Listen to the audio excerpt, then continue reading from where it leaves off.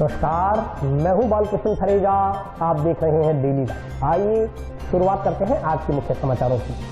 Town स्थित व्यापार मंडल महाविद्यालय में किया गया झंडारोहण, विद्यार्थियों को राष्ट्र ध्वज के महत्व से करवाया गया अवगत। राजस्थान सेवानिवृत्त पुलिस कल्याण संस्थान की मासिक बैठक में विभिन्न मुद्दों बारे किया गया विचार विमर्श। जिले के नए मुख्य चिकित्सा एवं स्वास्थ्य अधिकारी डॉक्टर ओम प्रकाश चाहर ने किया पदभार ग्रहण। घरों के ऊपर से गुजर रही बिजली की तारों को दूर करने की मांग को लेकर चक 13 एसएमएस सेवा सिंधु ने विद्युत निगम अधिकारियों को सौंपा ज्ञापन। जंक्शन स्थित राजीव गांधी स्टेडियम में हुआ सांसद खेलकूद प्रतियोगिता का शुभारंभ। और अब समाचार विस्तार से। आजादी के अमृत महोत्सव के तहत जिला मुख्यालय पर सर्वधर्म प्रार्थना सभा और तिरंगा यात्रा का आयोजन किया गया।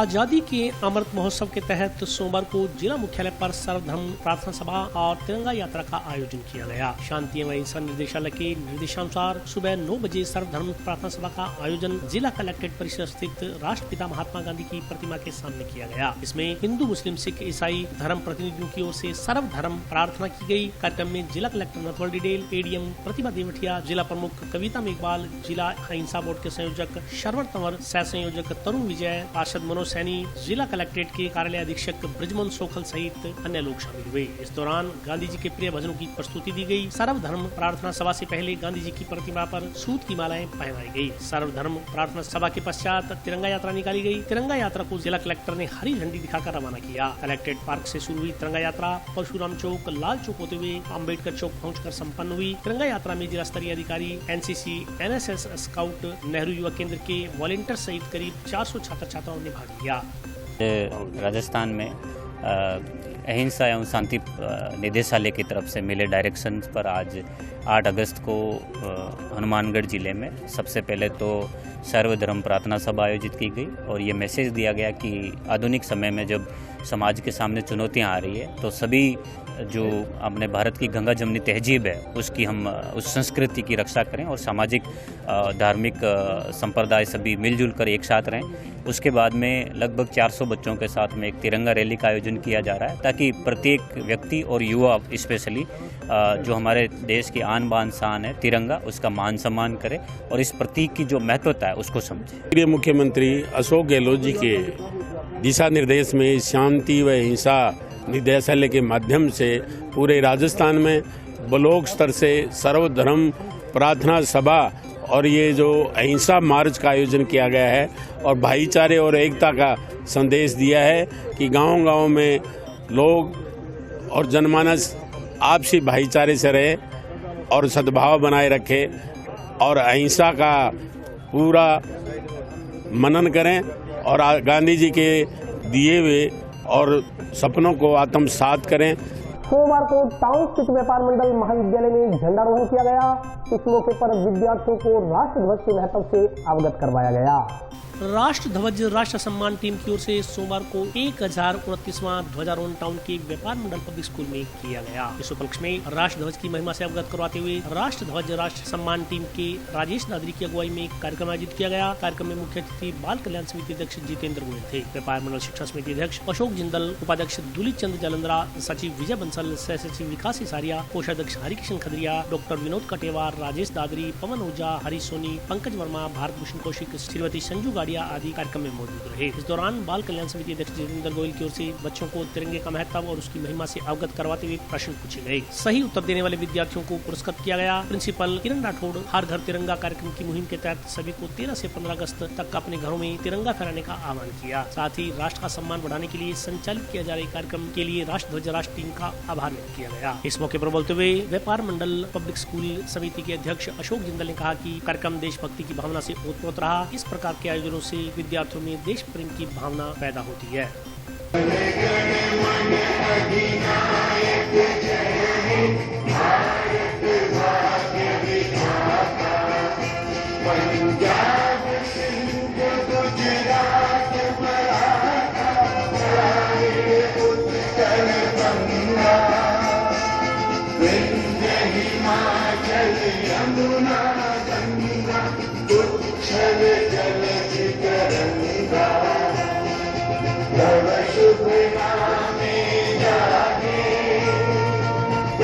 शुभ आज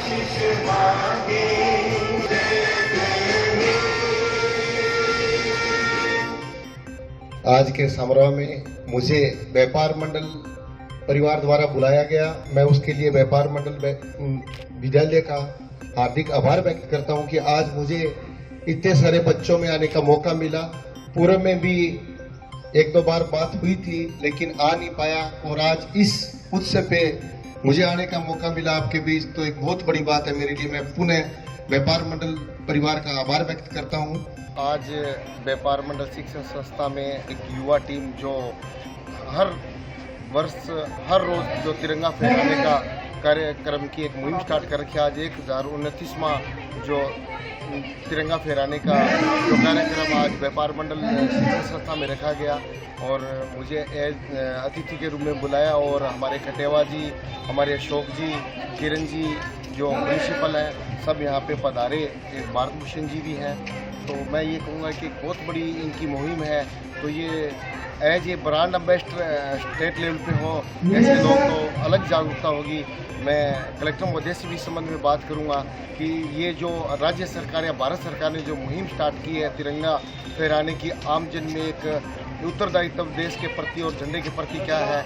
आज जो सार्वजनिक हर घर तिरंगा फहराया जाएगा, उसको लेके इन्होंने आज से 5 साल पहले ही शुरू कर रखा है। जैसे आज 1029वां ध्वजा रोहण किया गया स्कूल में, तो बहुत अच्छा लगा बच्चों के बीच आके, और एक इतनी संख्या में इन बच्चों में मैसेज गया जो 13 से 15 को झंडा फहराना है। तो ऐसा अगर देश के प्रति सभी नागरिक सोचे तो मैं समझता हूँ कि भारत समृद्ध होगा, और एक अलग जज्बा होगा और एक अलग ऊर्जा होगी भारत के तिरंगे के प्रति लोगों की, जो इस मुहिम को ये सार्थक कर रहे हैं हमारे यहाँ राजेश दास जी और उनकी टीम।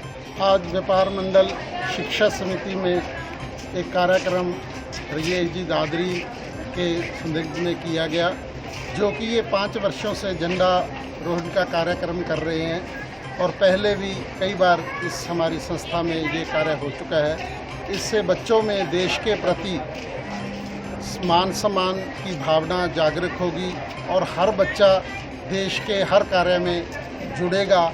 तो इसके लिए मैं मुख्य अतिथि जितेंद्र जी गोयल, जो आज के इस कार्यक्रम में मुख्य अतिथि थे, जो कि बच्चों के प्रति बहुत एक पूरे डिस्ट्रिक्ट में इन्होंने मुहिम चला रखी है, बहुत ज़ोरदार कार्य कर रहे हैं गरीब बच्चों के प्रति, बेसहारा लावारिस बच्चों को सेट करने के लिए भी, अपनी वो ज़िंदगी में कुछ कर सके, अपने पैरों पे वो खड़े हो सके। इनका भी मैं बहुत बहुत धन्यवाद करता हूँ यहाँ पधारने पर।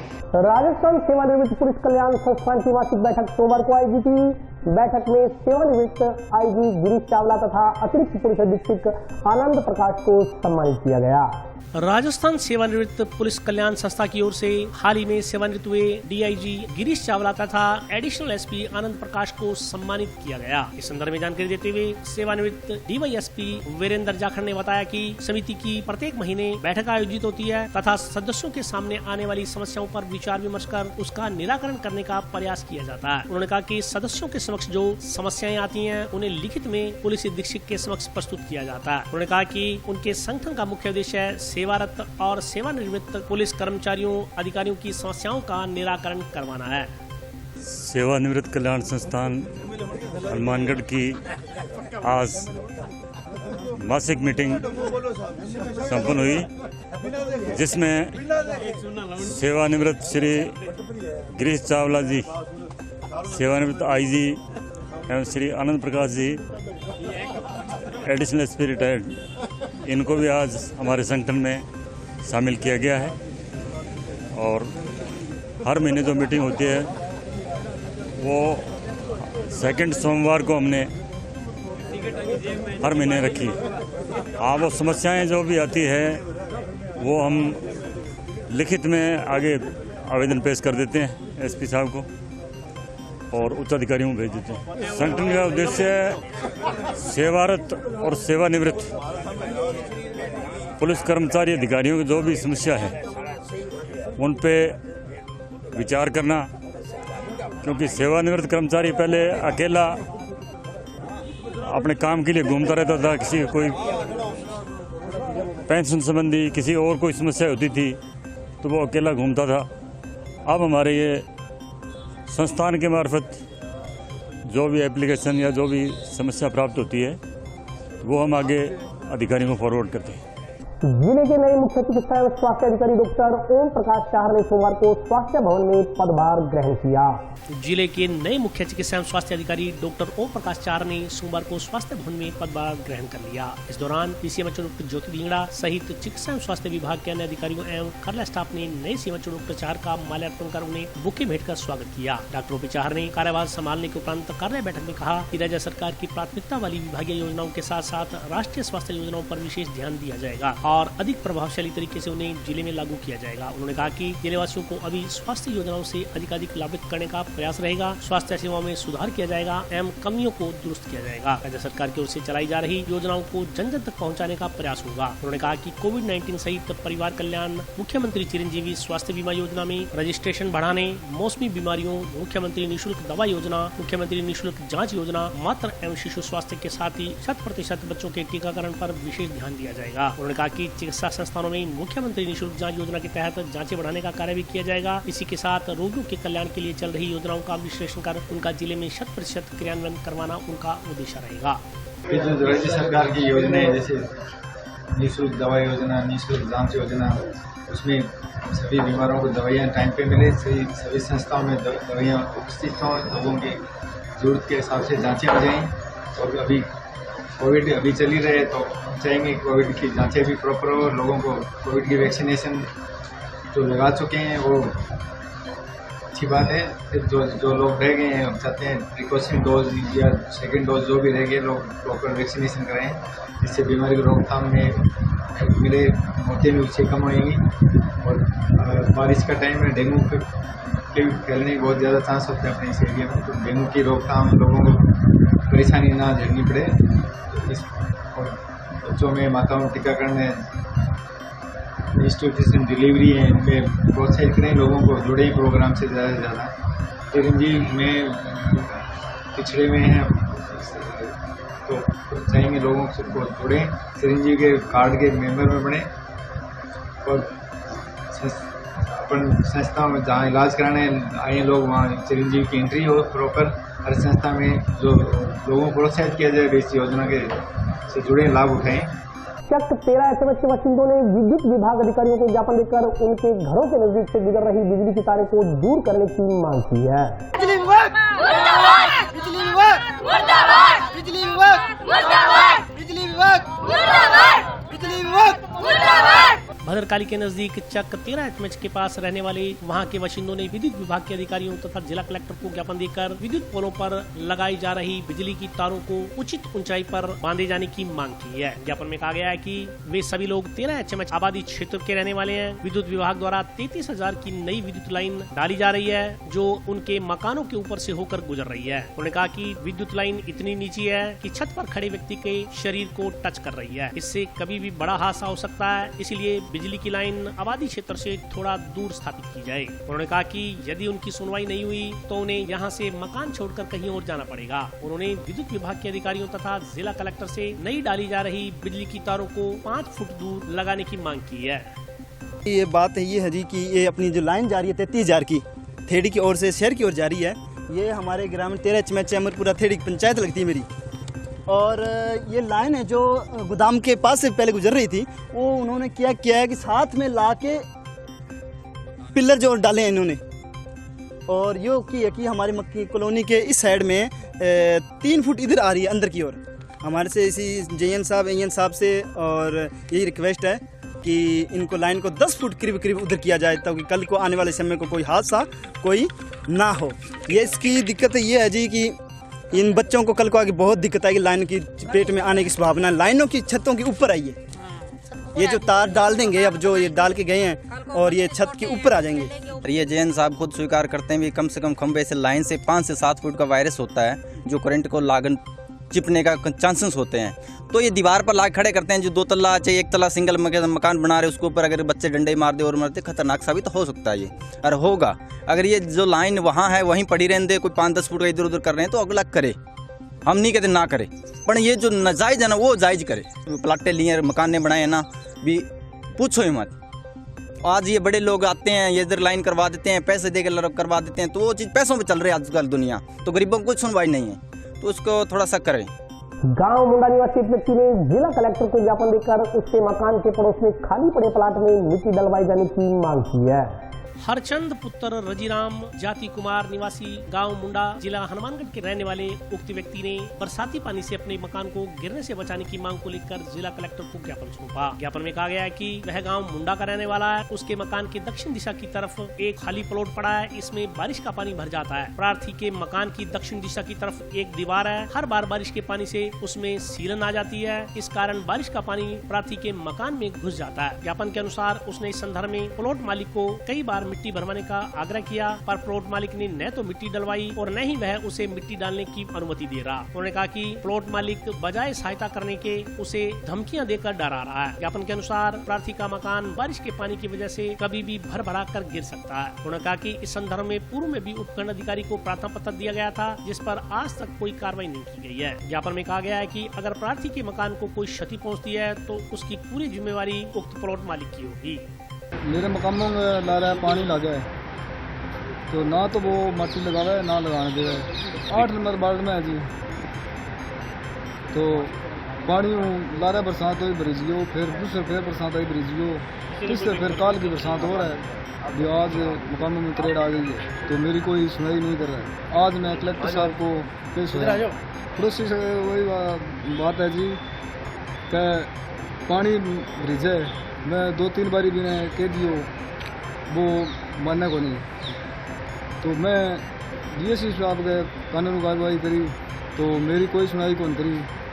एडसीएम साहब नाम को नहीं, तो वहाँ के बीडीए का ना भेज दियो, बीडीए पंचायत समिति में भेज दियो मुंडा में, तो कोई सुनाई नहीं हुई। अब साहब मेरी मांग आया, मैं कलेक्टर साहब को पेश हुआ हूँ, तो मेरा मकान में पढ़ने वाला हो रहे, तो इनको कोई समाधान जरूरी होना चाहिए।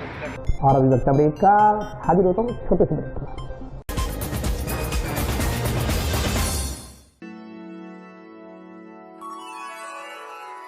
यूं तो कई बार मुझे हंसते देखा है, पर ये हंसी कुछ और है। ये गहना मुझ पर जचता है, पर ये महज एक गहना नहीं, ये रूपरेखा है मेरे मन की, हंसती खिलखिलाती लहरों की, जो आतुर थी अब तक मुझ पर सजने को। इसलिए ये गहना ही मेरा सच्चा श्रृंगार है, श्रृंगार है, श्रृंगार है।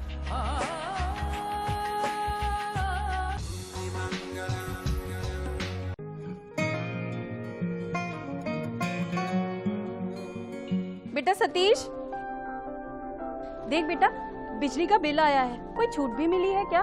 बजट में तो मुख्यमंत्री जी छूट देने के लिए बोल रहे थे। अरे हाँ माँ, इसमें तो 750 रुपए कम करके आए हैं। अरे वाह, धन्यवाद मुख्यमंत्री जी। सिर्फ आपको ही नहीं, प्रदेश में ये छूट किसी न किसी रूप में सभी को मिल रही है। 100 यूनिट तक बिजली उपभोग करने वाले उपभोक्ताओं को 50 यूनिट भुगतान तक की छूट, 150 यूनिट तक वाले उपभोक्ताओं को 3 रुपए प्रति यूनिट और 150 से 300 यूनिट तक उपभोग करने वाले उपभोक्ताओं को 2 रुपए प्रति यूनिट की छूट दी जा रही है। याद रहे, बिजली की बचत ही बिजली का उत्पादन है। और अब समाचार विस्तार से।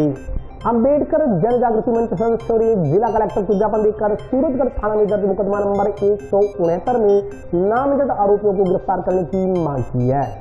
अंबेडकर जन जागृति मंच के सदस्यों ने जिला कलेक्टर के माध्यम से मुख्यमंत्री को ज्ञापन देकर सूरतगढ़ थाना में दर्ज एफआईआर नंबर 169 में नामजद आरोपियों को गिरफ्तार करने की मांग की है। ज्ञापन में कहा गया है कि निर्मला देवी पत्नी दूरीचंद कुमार निवासी 1 KSR तहसील सूरतगढ़ जिला श्रीगंगानगर में एक एफआईआर दर्ज करवाई, जिसमें कहा गया कि दिनांक 31/7/2022 को गाँव के जोहड़ पायतान व पानी की बारी के मसले को लेकर पंचायत हुई। इसमें सामाजिक कार्यकर्ता सूरज भान के साथ कुछ लोगों द्वारा मारपीट तथा गाली गलौज की की गई। ज्ञापन के अनुसार प्राथिया के साथ आरोपियों द्वारा दुर्व्यवहार किया गया तथा उनके घर में घुसने का प्रयास भी किया गया। उन्होंने कहा कि इस घटना को घटित हुए 1 सप्ताह का समय बीत चुका है, लेकिन आज तक आरोपियों को गिरफ्तार नहीं किया गया है। ज्ञापन में आरोपियों को गिरफ्तार करने की मांग की गई है। ज्ञापन देने वालों में गुरविंदर सिंह, बग्गा सिंह, रवि सिला, सुरेंद्र परिहार, सोनू, हरचंद, मोहनलाल सहित अन्य लोग शामिल रहे।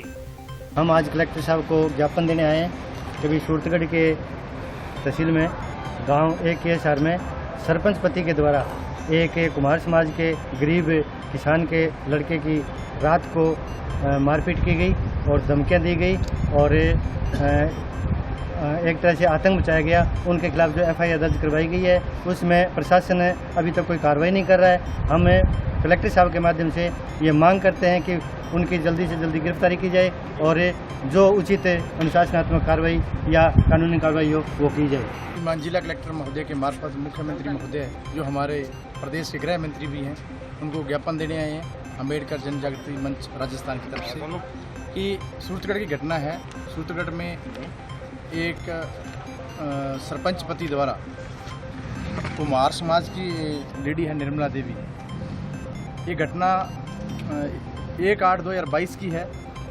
जो निर्मला देवी है उसका लड़का सामाजिक कार्य करता है सूरजभान, जोड़ पैतन और पानी की बारी को लेकर चक एक KSR में पंचायत हुई जिसमें ओम दुगेसर जो सरपंच पति है उसने सूरजभान से गाली गलौज किया। इस रंजिश को रखते हुए दूसरे दिन रात को सूरजभान के घर 10 बजे बोलेरो पर सवार होकर पिस्तौल लेकर आया, हवाई फायर किए, गेट तोड़ दिया और आज उस घटना को लगभग 7 दिन हो चुके हैं।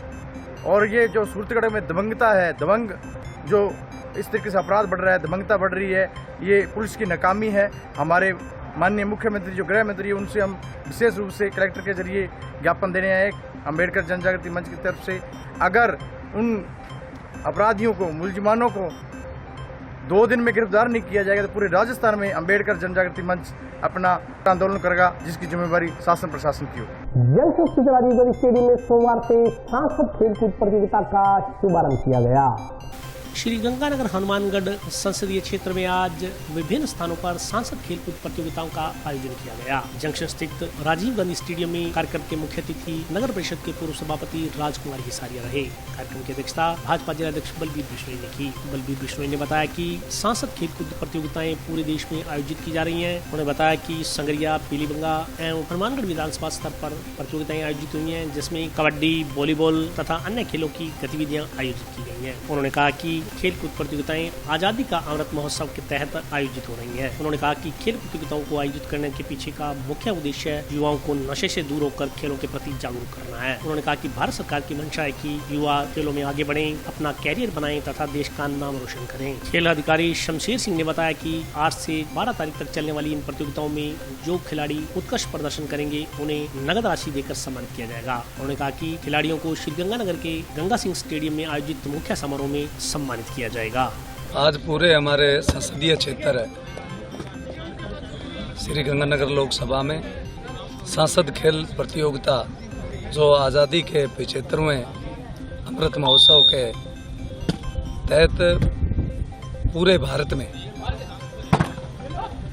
प्रत्येक विधानसभा पर ये आयोजन खेलकूद का आयोजन किया गया है जिसमें हमारे विशेष तौर पर कबड्डी, वॉलीबॉल और 1600 मीटर रेस इन 3 खेलों का आयोजन आज अपने ये मुख्य राजीव गांधी स्टेडियम में यहाँ रखा गया है।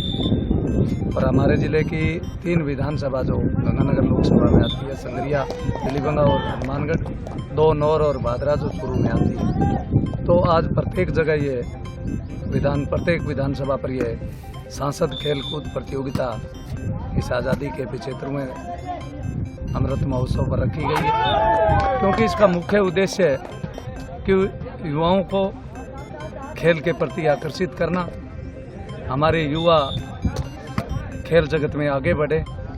इसलिए इस तरह के कार्यक्रम हमारी भारत सरकार ने और सांसद महोदय ने ये कार्यक्रम अपने अपने विधानसभा क्षेत्र से उनका फाइनल 12 तारीख को गंगानगर में महाराजा गंगा सिंह स्टेडियम में होगा। और जो आज ये 3 टीमें जो द्वितीय और तृतीय स्थान पर रही है उन्हें नगद राशि देकर भी सम्मानित किया जाएगा। लेकिन कुल मिलाकर कि इस देश का युवा खेल से जुड़े, युवा आगे बढ़े और इन खेल कूद प्रतियोगिता से युवा में जो नशे की जो लतें पनपती है उससे वो दूर रहकर इस देश को आगे बढ़ाने में अपना योगदान देश के इसी उद्देश्य के साथ ये संसद खेलकूद प्रतियोगिता चल रही है। माननीय सांसद महोदय के द्वारा विधानसभा क्षेत्र, अलग अलग विधानसभा क्षेत्रों की संसदीय क्षेत्र श्री गंगानगर की प्रतियोगिता थी, जिसमें चल रही है अभी हनुमानगढ़ में और पीलीबंगा और संगरिया में, प्रगतिशील में है। और आज सुबह जैसे कि यहाँ पर 1600 मीटर हुई तो उसमें अच्छी संख्या में अपने बच्चों ने भाग लिया। वॉलीबॉल के मैच अभी फिलहाल चल रहा है और कबड्डी भी अभी चल रही है। जो तो टीम आएगी फर्स्ट उसको 5100 रुपये है, मगर वो सांसद महोदय का कहना है कि हम वो जो टीम यहाँ से जीत के गंगानगर के लिए जाएगी 12 तारीख को, तो उनकी इनामी राशि वहीं पे दी जाएगी। जो सेकंड टीम आएगी उसकी 3100 रुपये है, उसको यहीं पे दे दी जाएगी प्रोत्साहन राशि। 13 अगस्त को आयोजित होने वाली राष्ट्रीय लोक अदालत के प्रति जागरूकता पैदा करने के उद्देश्य को लेकर आज विधिक सेवा प्राधिकरण द्वारा रैली का आयोजन किया गया। 13 अगस्त को आयोजित होने वाली राष्ट्रीय लोक अदालत के प्रति जागरूकता उत्पन्न करने के उद्देश्य को लेकर स्काउट गाइड के सहयोग से जंक्शन में रैली का आयोजन किया गया। इस संदर्भ में जानकारी देते हुए विधिक सेवा प्राधिकरण की सचिव श्रीमती संदीप कौर ने बताया कि 13 अगस्त को राष्ट्रीय लोक अदालत का आयोजन होगा। इसमें तमाम दांडिक, शमनी प्रकरण, राजीनामा योग्य विवाद, 138 NI एक्ट के मामले, पारिवारिक विवाद, राजस्व प्रकरण आदि मुकदमों के निस्तारण के लिए आवेदन किया जा सकता है। विधिक सेवा प्राधिकरण की सचिव श्रीमती संदीप कौर ने जिले के तमाम लोगों से इस लोक अदालत का लाभ लेने का आह्वान किया है। उन्होंने कहा कि कोई भी व्यक्ति यदि विवादों से परे होकर राजीनामे के लिए कदम उठाता है और सुलह के लिए पहल करता है तो वह देश की तरक्की में अपना योगदान देता है। माननीय रालसा के निर्देशानुसार और आदरणीय डिस्ट्रिक्ट साहब श्री संजीव महागुरु जी के मार्गदर्शन में राष्ट्रीय लोक अदालत का आयोजन 13 अगस्त को हनुमानगढ़ में किया जा रहा है।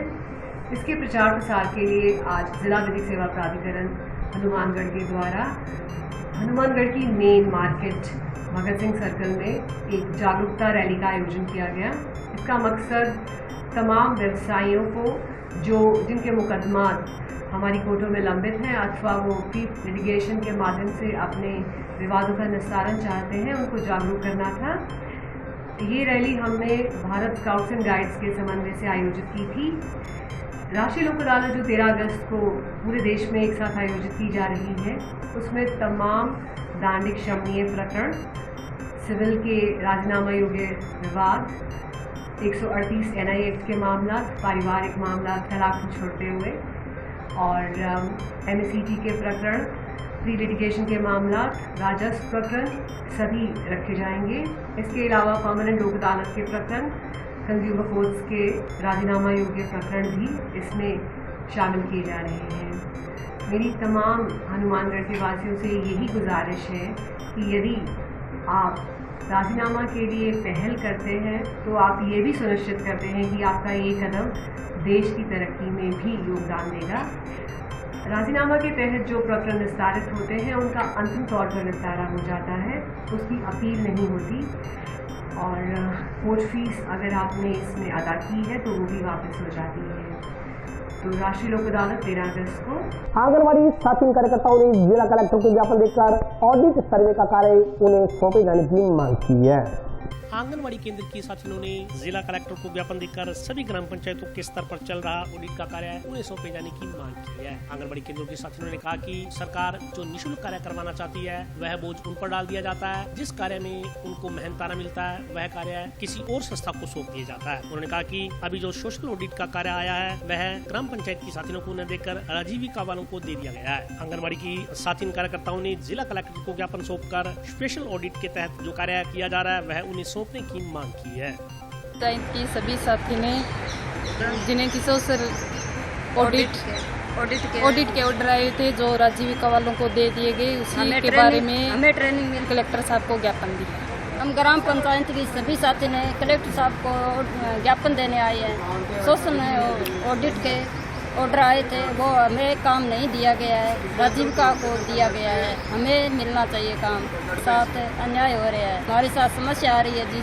जो भी कोई काम होता है वो हमें नहीं मिलता है, पैसे वाला काम नहीं मिलता है, पैसे फ्री का काम हमें मिलता रहता है। उसने क्या है कि आपको दिलवा देंगे, हमारे को ऑडिट वाला काम मिले। और आज के लिए बस इतना ही। कल फिर हाजिर होता हूँ नए समाचारों के साथ। तब तक के लिए नमस्कार।